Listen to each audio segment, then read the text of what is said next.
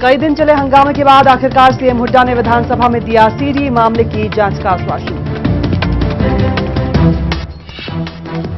CM के आश्वासन के बाद विधानसभा अध्यक्ष ने कहा, अपना रवैया बदले विपक्षी, हंगामा नहीं तो सदन की कार्रवाई में भी हो सकते हैं शामिल। सत्र से निलंबित इनेलो विधायकों ने विधानसभा के बाहर चलाई समानांतर कार्यवाही, सरकार और स्पीकर पर बोला जमकर हमला। सीडी प्रकरण की न्यायिक जांच की मांग को लेकर इनेलो का हल्ला बोल, प्रदेश भर में किया विरोध प्रदर्शन। राज्यसभा सदस्य बीरेंद्र सिंह ने फिर लगाए सीएम हुड्डा पर भेदभाव के आरोप, कहा छोटे दिल वाले ही करते हैं सिर्फ अपने इलाके का विकास। और फतेहाबाद के वकील सुरेश बंसल की हत्या को लेकर वकीलों में गुस्सा, प्रदेश भर के वकीलों ने रखा काम बंद।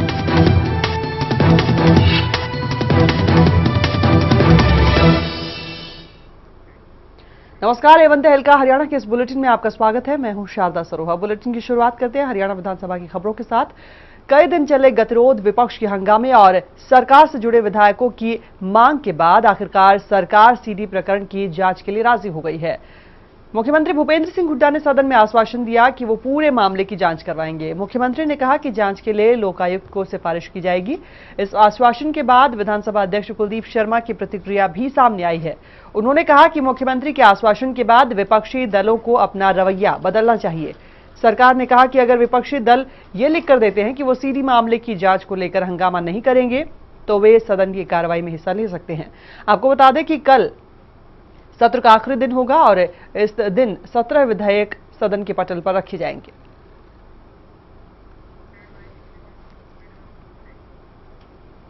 तो विपक्ष के तीखे तेवर और अपनी किरकिरी होते देख आखिरकार हरियाणा सरकार सीडी प्रकरण मामले की जांच के लिए तैयार हो ही गई। मुख्यमंत्री हुड्डा ने सदन में सीडी मामले की जांच का भरोसा दिलाया। उन्होंने सीडी की जांच लोकायुक्त से कराने की बात कही। दरअसल मानसून सत्र के दूसरे दिन कांग्रेस के कई विधायकों ने भी सीडी जांच की बात कही।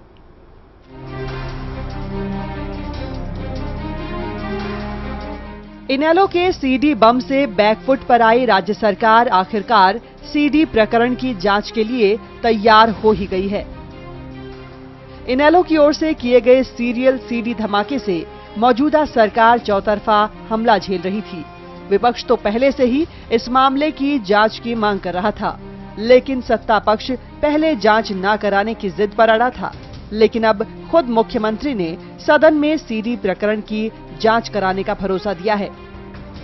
मानसून सत्र के दूसरे दिन सदन में हुड्डा ने कहा कि इस पूरे प्रकरण की जांच की सिफारिश लोकायुक्त से की जाएगी। दरअसल सत्र के दूसरे दिन आरोपी विधायकों और कांग्रेस के दूसरे विधायकों की ओर से भी सरकार से जांच की मांग की गई। काबिले गौर है कि इस मामले में विपक्ष तो पहले से ही जांच की मांग को लेकर हावी था। सीबीआई जांच करे, हाई कोर्ट का सिटिंग जज इन सारी मामलों का जांच करे और जो दोषी पाया जाए उसके खिलाफ कार्रवाई करे, उनको गिरफ्तार करे। सरकार भले ही जांच कराने की बात कहकर कुछ राहत महसूस कर रही हो, लेकिन हमलावर विपक्ष किसी भी कीमत पर उसे बख्शने को तैयार नहीं है। राज्यसभा सदस्य और टीएमसी उत्तर भारत के प्रभारी केडी सिंह ने भी सरकार की मंशा पर सवाल उठाए हैं। किस किस की जांच करवाएंगे ये, क्योंकि इस लूट के खेल में तो ऊपर से लेकर नीचे तक हर आदमी इसमें शामिल है। तो मेरा ये कहना है कि हमारी ये मांग है कि इस मामले की निष्पक्ष जांच के लिए ये मामला सीबीआई को दिया जाए। सरकार लोकायुक्त से जांच कराने की बात कह रही है, लेकिन विपक्षी दल सीबीआई से जांच कराने की मांग कर रहे हैं। सीडी में दिखाए गए कांग्रेसी विधायक और नेता भले ही आरोपों को सिरे से खारिज कर रहे हों, लेकिन अब इस मामले की जांच होगी और उम्मीद है कि दूध का दूध और पानी का पानी हो सकेगा। ब्यूरो रिपोर्ट, एवन तहलका हरियाणा। वहीं इनेलो की ओर से जारी की गई कांग्रेस विधायकों और नेताओं के खिलाफ सीडी प्रकरण मामले में राज्य की सियासत में भी गर्माहट लाई गई है। राज्यसभा सदस्य और टीएमसी उत्तर भारत क्षेत्र के प्रभारी केडी सिंह ने इस मामले पर कांग्रेस और इनेलो दोनों पर निशाना साधा है। अरे इनकी सीडी रिलीज करने की क्या जरूरत है भाई? इन लोगों ने तो बेशर्मी की वो हदें पार कर रखी हैं कि इनकी तो चाहे लाइव टेलीकास्ट कर लो। फिर भी जिन्होंने सीडी रिलीज करी है वो कौन से दूध के दूल्हे हैं? उनके ऊपर भी तो हजारों करोड़ के केस चल रहे हैं। मेरा तो ये कहना है भाइयों कि ये सरकार और पिछली सरकार दोनों ने कोई किसी चीज की कमी नहीं छोड़ी। हाँ, इसने तो सारी हदें ही पार कर दी। वह इस मामले पर कांग्रेस नेता संपत सिंह का क्या कुछ कहना है, आइए आपको सुनाते हैं।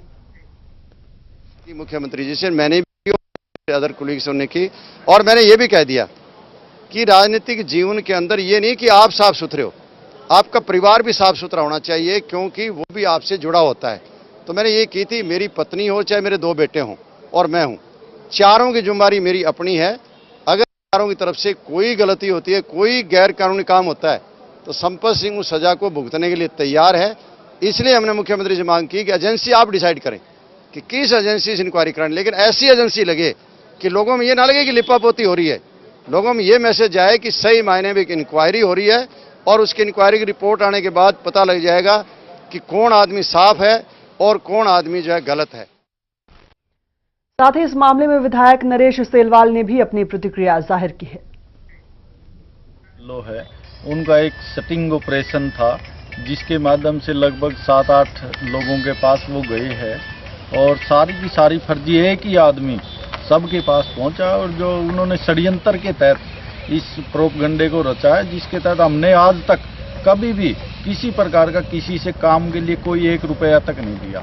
और जैसा कि इसमें भी जो फाइल वगैरह लिए हुए दिखाए जाते हैं, या जो भी सिक्रेसी कैमरे से फोटोज लिए हैं, भाई एक आम व्यक्ति भी एमएलए के पास, मंत्री के पास काम लेके जाते हैं फाइल।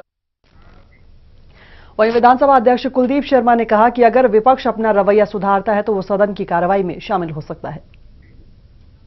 कहा है कि वो अपनी गलती का एहसास करें, और इस बात की आश्वासन अगर मुझे देंगे कि भी हम सदन की कार्रवाई में बाधा नहीं डालेंगे, सदन की कार्रवाई को चलने देंगे। और इस मुद्दे पर जब मुख्यमंत्री जी के बयान के बाद और कोई संभावना चर्चा की नहीं, तो अपनी छोड़कर को सदन की कार्रवाई में हिस्सा लेने के लिए मुझे आश्वस्त करना होगा कि हम सदन की कार्रवाई को खराब करें।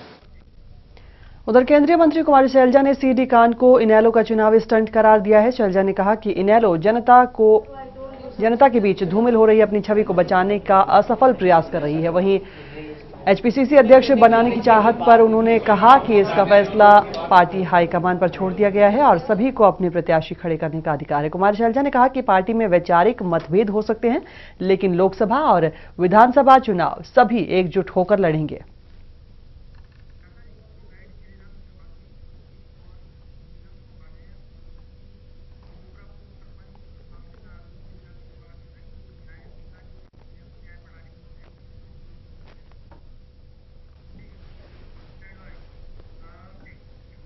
उधर कंबोपुरा के पूर्व सरपंच मौत मामले में आरोपी सिलीराम शर्मा ने कहा है कि उन्हें न्याय प्रक्रिया में पूरा भरोसा है।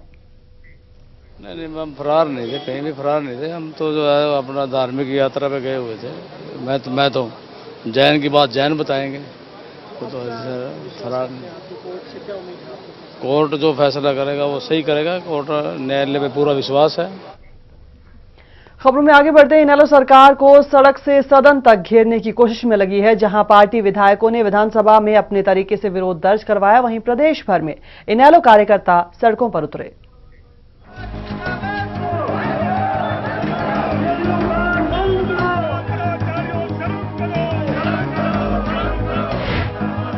सरकार और कांग्रेस से जुड़े नेताओं की रिश्वत मांगते हुए सीडी जारी करने के बाद इनेलो अब सरकार को हर मोर्चे पर घेरने में लग गई है।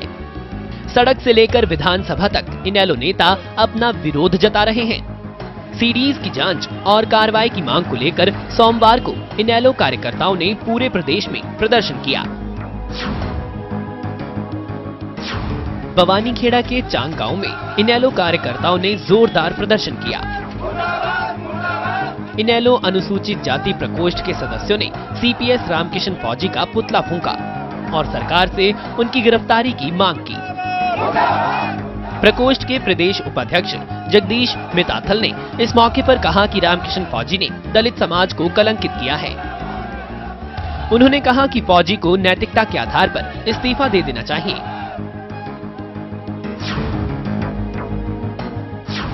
झज्जर में भी इनेलो कार्यकर्ताओं ने जोरदार प्रदर्शन किया। प्रदर्शनकारियों ने इस मौके पर उपायुक्त को ज्ञापन भी सौंपा। इनेलो कार्यकर्ता पुराना बर्फखाना रोड, छिक्कारा चौक, main bus stand road, Ambedkar चौक और मेन बाजार से होते हुए लघु सचिवालय परिसर में पहुंचे और उपायुक्त को ज्ञापन सौंपा। पलवल में भी इनेलो कार्यकर्ताओं ने कांग्रेस विधायकों और नेताओं पर भ्रष्टाचार के आरोप लगाते हुए विरोध जताया। इस प्रदर्शन में महिला कार्यकर्ताओं ने भी हिस्सा लिया। इनेलो कार्यकर्ताओं ने पूरे मामले की न्यायिक जांच की मांग वाला एक ज्ञापन भी उपायुक्त को सौंपा। सीडी प्रकरण की न्यायिक जांच और सरकार की बर्खास्तगी की मांग को लेकर इनेलो के जींद इकाई ने भी प्रदर्शन किया और सरकार के खिलाफ नारेबाजी की। सरकार की बर्खास्तगी की मांग को लेकर जिला उपायुक्त को राज्यपाल के नाम एक ज्ञापन भी सौंपा। इनेलो कार्यकर्ताओं ने पुरानी अनाज मंडी से जिला सचिवालय तक पैदल मार्च निकाला और अपना विरोध जताया। ब्यूरो रिपोर्ट, एवन तहलका, हरियाणा। वहीं सर्व कर्मचारी संघ हरियाणा के कार्यकर्ता भी अपनी मांगों को लेकर विधानसभा के घेराव के लिए पहुंचे। पंचकुला के यमुनिका पार्क से उन्होंने विधानसभा की ओर कूच किया, लेकिन पुलिस ने उन्हें चंडीगढ़ में नहीं घुसने दिया। पुलिस पंचकुला और चंडीगढ़ सीमा पर ही हरियाणा और चंडीगढ़ पुलिस ने उन्हें रोक लिया। पुलिस के साथ इन लोगों की नोकझोंक भी हुई। वहीं इनेलो नेता अभय सिंह चौटाला भी अपने 25 विधायकों के साथ सर्व कर्मचारी संघ हरियाणा के कार्यकर्ताओं के बीच पहुंचे और उनकी सभी मांगों का समर्थन किया।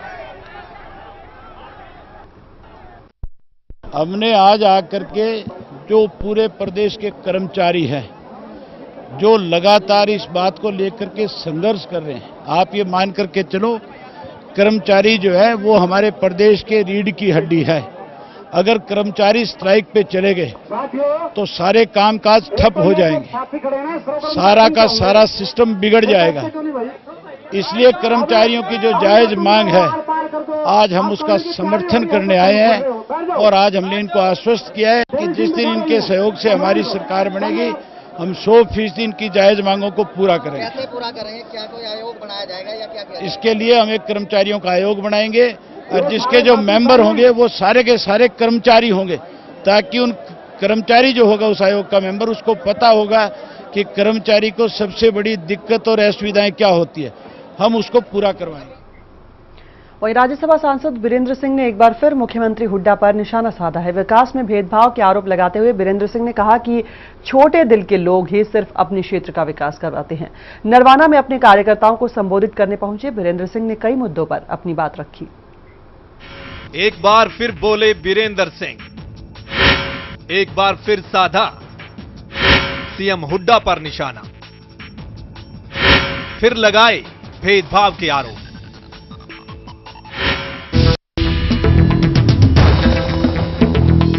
वरिष्ठ कांग्रेसी नेता और राज्यसभा सदस्य ने एक बार फिर मुख्यमंत्री भूपेंद्र सिंह हुड्डा पर जुबानी हमले किए।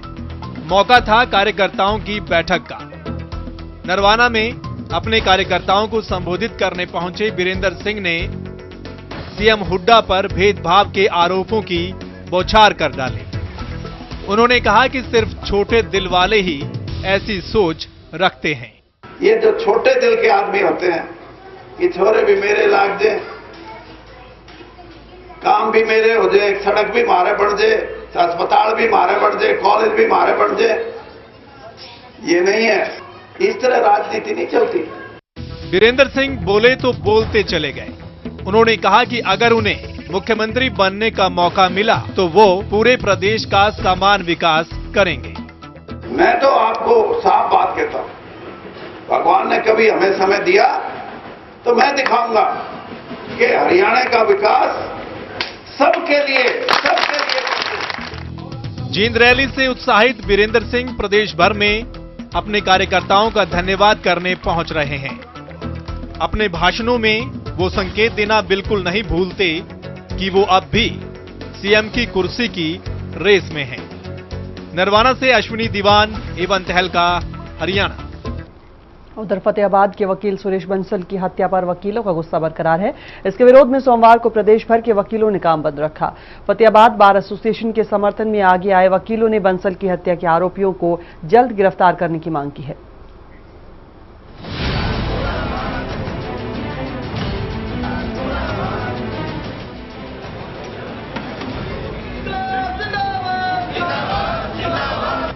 तस्वीरें फतेहाबाद और कैथल की हैं।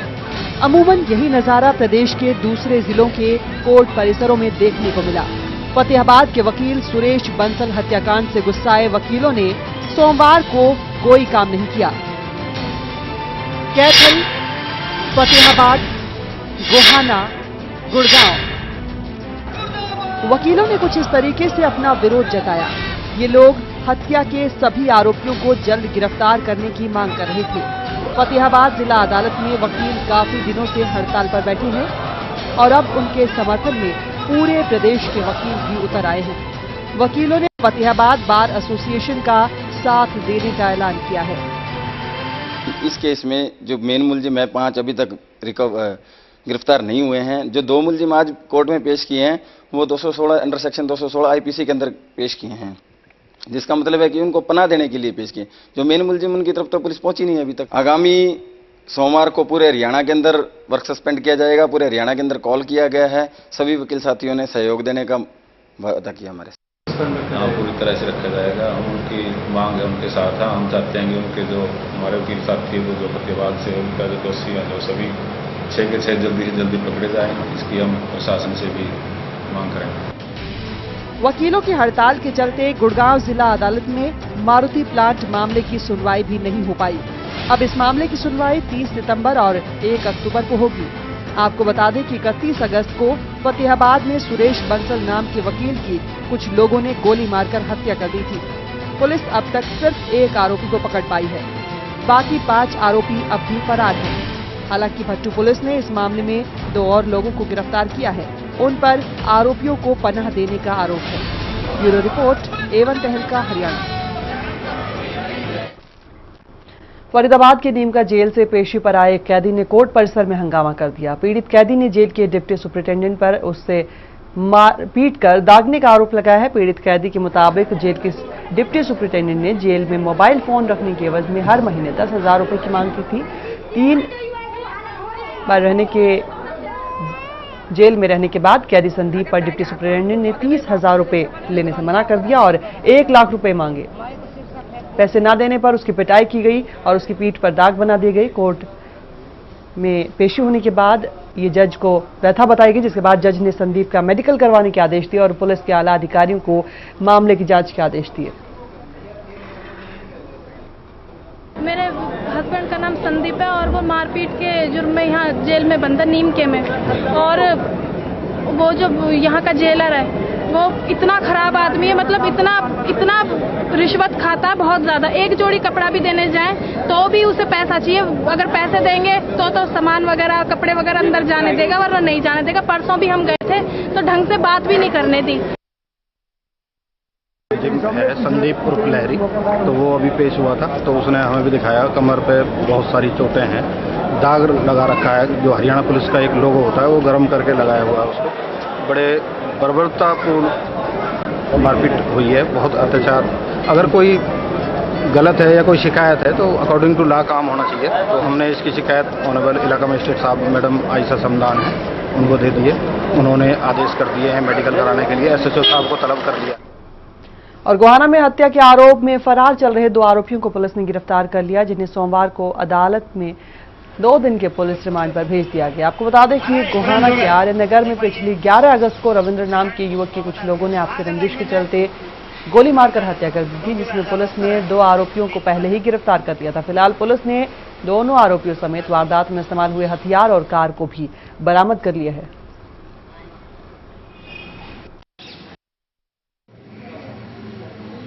ग्यारह 8-13 को सांगी के 2 लड़कों की आपस में कहासुनी हो गई थी, जिनकी पहले से ही कुछ कहासुनी चल रही थी, जिसमें 4 आदमियों ने रविंद्र काला को पहले रंजिश रखते हुए गोली मार दी थी, जिसके सुमित जो मेन मुलजिम था, कोई विक्की जो फरार चल रहे थे, इनको गिरफ्तार किया गया। सोनीपत में हुडा ऑफिस के 2nd फ्लोर पर रविवार की रात आग लगने से कई महत्वपूर्ण फाइलें जलकर राख हो गई। विभाग के अधिकारियों के मुताबिक इस फ्लोर पर राजीव गांधी एजुकेशन सिटी की सारी फाइलें रखी हुई थी, जो आग में जलकर राख हो गई। हुडा के अधिकारी शॉर्ट सर्किट को आग की वजह बता रहे हैं, जबकि एजुकेशन सिटी की जमीन के लिए संघर्ष कर रहे किसान इस आग के पीछे कोई साजिश बता रहे हैं। हमारा संगठन पहले ही दिन से, भारतीय किसान संघ पहले ही दिन से इस विषय पर गंभीर था और हम लोगों ने शुरू में ही ये कह दिया था सरकार को कि इसके अंदर बहुत बड़े घोटाले की बू हमें आती है, क्योंकि इतनी जल्दी इतनी बड़ी जमीन का 3 महीने के अंदर जो अधिग्रहण इन्होंने किया था, तो इसका हमने पहले ही दिन उंगली उठाई थी और उसी दिन से हमारा आंदोलन जारी था। और हम आज इस पर पूरा एक बहुत बड़ा घोटाले की हमें इसमें बू आ रही है और ये एक पूरी सोची समझी साजिश के तहत ये ऐसा कार्य होता है, ऐसा प्रतीत हो। पूरे प्रदेश में देश में रैगिंग पर बैन है, लेकिन इसके बावजूद रैगिंग की घटनाएं रुक नहीं रही हैं। ताजा मामला सोनीपत के Shri Balwant institute of technology का है। कॉलेज में रैगिंग के शिकार एक छात्र को जब इंसाफ नहीं मिला तो उसने मानव संसाधन विकास मंत्रालय को इसकी शिकायत भेजी, तब जाकर यूनिवर्सिटी प्रशासन हरकत में आया।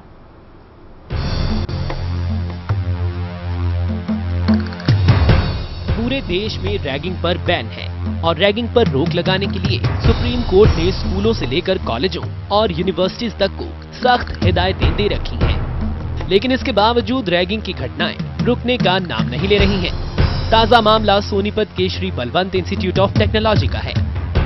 कॉलेज कैंपस के अंदर बिहार के रहने वाले फर्स्ट ईयर के एक छात्र के साथ सीनियर्स काफी दिनों से रैगिंग कर रहे थे। पीड़ित छात्र ने जब इसकी शिकायत कॉलेज प्रशासन को की तो प्रशासन ने इसे अनसुना कर दिया। हद तो तब हो गई जब सीनियर्स ने शुक्रवार को उस छात्र की बेरहमी से पिटाई कर दी। तो वे बिहार के थे जिसका चोट लगी, तो वे हरियाणा के थे, वे मार के भाग गए थे। पुलिस भी आ गई थी, तो पुलिस ने बोला था कि इनको हॉस्पिटल ले जाओ और केस दर्ज करवाओ। जब पीड़ित छात्र को इंसाफ नहीं मिला तो उसने मानव संसाधन विकास मंत्रालय की साइट पर शिकायत दर्ज कराई, जिसके बाद एचआरडी मिनिस्ट्री ने इस मामले की जांच का जिम्मा दीनबंधु चौधरी छोटूराम टेक्निकल यूनिवर्सिटी मूर्थल को सौंपा। ऐसा है, फ्राइडे को एक एमएचआरडी मिनिस्ट्री से एक मेल आया था जिसमें ये लिखा था कि भी एसबीआईटी में एक कंप्लेंट किसी बच्चे ने भेजी है। तो हमने, क्योंकि वो हमारी यूनिवर्सिटी से एफिलिएटेड है, तो इमीडिएटली फ्राइडे को ही 3 आदमियों की कमेटी बना के कुलपति महोदय से ऑर्डर लेके वो भेज दी गई थी और वो कमेटी शाम को 6:30-7 बजे से लेके रात को 10:15 बजे तक वहीं रही। उन्होंने पूरी जितनी उनसे वहाँ लोग थे बातचीत करके छानबीन की है। तो प्राइमा फेसाई उसमें ये पाया गया है कि वाकई उसमें कुछ बच्चे इन्वॉल्व हैं। कमेटी ने अपनी रिपोर्ट दे दी है और वो रिपोर्ट मैंने वाइस चांसलर साहब को सबमिट कर दी है। रजिस्ट्रार महोदय खुद रैगिंग की बात मान रहे हैं, लेकिन कॉलेज इस मामले में कुछ भी बोलने को तैयार नहीं है। बहरहाल अब देखना ये होगा कि एचआरडी मिनिस्ट्री में शिकायत के बाद कॉलेज प्रशासन आरोपी छात्र के खिलाफ कार्रवाई करता है या नहीं। एवन तहलका हरियाणा के लिए सोनीपत से जयदीप राठी। उधर सफेदों के भड़ताना गांव में ग्रामीणों ने रोष में आकर सरकारी स्कूल पर ताला जड़ दिया। ग्रामीणों की मांग थी कि स्कूल में 7 विषयों को पढ़ाने के लिए अध्यापक नहीं है। साथ ही ग्रामीणों की शिकायत यह भी है कि मुख्यमंत्री की घोषणा के बावजूद स्कूल को अपग्रेड नहीं किया गया। प्रदेश सरकार दावे करती है कि हरियाणा प्रदेश शिक्षा में नंबर 1 है, लेकिन सफेदों के गांव भड़ताना में सरकार के दावों की पोल खुलकर सबके सामने आ गई है। गांव के इस सरकारी स्कूल में 1 या 2 नहीं बल्कि 7 विषयों को पढ़ाने के लिए अध्यापक नहीं है, जबकि प्रिंसिपल 1 की बजाय 2 हैं। साथ ही मुख्यमंत्री भूपेंद्र सिंह हुड्डा ने लगभग 1.5 साल पहले गांव के इस स्कूल को अपग्रेड करने की घोषणा की थी, लेकिन आज भी ये स्कूल सीनियर सेकेंडरी तक नहीं बन पाया है। अपनी इस मांग को लेकर गांव के सरपंच कई बार अधिकारियों से मिल चुके हैं, लेकिन आज तक इनकी सुनवाई नहीं हो पाई है, जिससे नाराज ग्रामीणों ने स्कूल के मुख्य गेट पर ताला जड़ दिया। वहीं गांव की महिलाओं ने कहा कि स्कूल 12वीं तक का ना होने से गांव की लड़कियों को पढ़ने के लिए गांव से बाहर जाना पड़ता है। करीब 1.5 साल पहले मुख्यमंत्री जी सफेदों आए थे, वहां सफेदों रैली में राजकीय उच्च विद्यालय भड़ताना को अपग्रेड करने की घोषणा करी थी, लेकिन 1.5 साल हो गया। मैं अब दड़ोली गौशाला में आए थे करीब 1.5 महीना पहले, जब भी मिलने नहीं दिया गया मुझे मुख्यमंत्री से, और डीसी साहब ने एमएल कौशिक ने मेरे को बुलाया था और कहा था आप जींद आ जाना। मैं जींद 3 बार जा लिया, लेकिन ना फाइल बताते हमारी कहाँ है अपग्रेड की फाइल, ना अपग्रेड के बारे में कुछ बताया जा रहा है। हमें तालाबंदी करिए जी, हमने +2 का स्कूल होना चाहिए हमारे गाँव में, और हमारे बच्चे हैं जो बाहर नहीं जाने चाहिए। आरती का स्कूल बना है, हमने वो नहीं, हमने +2 का स्कूल चाहिए। हमारी मांग ये है जी, हमें +2 तक का स्कूल चाहिए। हमारे बालक बाहर नहीं जाने चाहिए। हमारी बाण बेटी जी इसी स्कूल में पढ़नी चाहिए। मतलब कि हमारा जाने का भी नहीं है ना, बहू बेटी बाण कहीं भेजने का भी होता जी। हमें +2 तक का स्कूल चाहिए। स्कूल को ताला लगने की सूचना मिलते ही खंड शिक्षा अधिकारी मौके पर पहुंची, लेकिन ग्रामीणों की नाराजगी इस कदर थी कि वो भी स्कूल का ताला खुलवाने में नाकाम रही। खंड शिक्षा अधिकारी का कहना है कि अध्यापकों की कमी है, इसलिए वो इस मामले में कुछ नहीं कर सकती। ना ग्रामीण ताला खोलने को राजी नहीं है। वो कह रहे हैं कि जब तक स्टाफ नहीं आता, हमारे बच्चों की पढ़ाई की कोई व्यवस्था नहीं होती, हम ताला नहीं खोलेंगे। मैं तो क्या कह सकती हूँ भाई, ऐसे में अधिकारियों की अपनी मर्जी की बात है। मेरा अपना है, जहाँ तक मैं आई हुई हूँ, मेरा ब्लॉक है, इसलिए मैं आई हूँ। ग्रामीण अपनी बात पर अड़े हुए हैं कि जब तक इस स्कूल में अध्यापक नहीं आ जाते तब तक वे ताला नहीं खुलने देंगे। बहरहाल सरकार की अनदेखी हो या फिर ग्रामीणों की जिद हो, दोनों तरफ से नुकसान तो छात्रों की पढ़ाई का ही हो रहा है। एवन तहलका हरियाणा के लिए सफीदों से सत्यदेव शर्मा की रिपोर्ट। और इसी के साथ इस बुलेटिन में इतना ही। प्रदेश की तमाम खबरों के लिए बने रहिए एवन तहलका हरियाणा के साथ। नमस्कार।